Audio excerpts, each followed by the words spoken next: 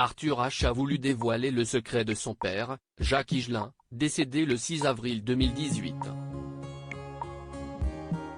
En effet, l'auteur-compositeur est revenu sur les ondes de RTL le 17 février 2023 sur cette révélation.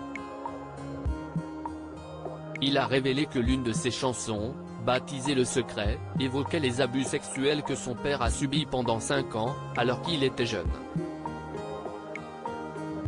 Il y a une journaliste, Valérie Lehoux, qui l'a suivi toute la fin de sa vie.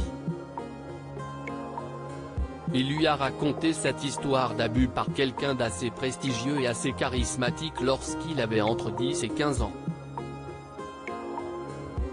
Après évidemment, il a enfoui cette histoire en lui et cela a beaucoup perturbé sa vie. Son père n'a jamais voulu ou réussi à en parler, même si ses enfants étaient au courant. C'est donc à cette journaliste qu'il va lui confier son lourd secret. Il sentait qu'il allait partir, donc il lui a demandé de raconter son histoire. C'est cela qui m'a touché, cette forme de soulagement de l'âme. Même si c'est tard, ce qu'il voulait dire a été dit.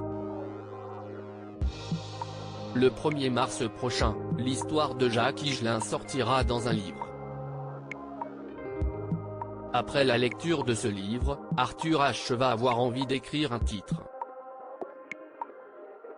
La chanson s'est un peu écrite toute seule. Il révèle alors certains passages du livre. Ce ne sont pas des détails croustillants, mais elle raconte le contexte et elle essaie de comprendre comment cela peut dévier la vie de quelqu'un, en l'occurrence mon père. Les touchantes confidences d'Arthur H sur son deuil. Arthur H révèle alors que l'agresseur était un homme de son entourage proche, une sorte de deuxième père pour Jacques Higelin. Peut-être que s'il avait pu le dire avant, cela aurait pu lui faire du bien, mais il n'a pas réussi, ce que je comprends. Je pense que les gens qui ont vécu des traumatismes comme cela, c'est dur de parler, a-t-il assuré. Malgré sa disparition, Arthur H pense toujours à son papa.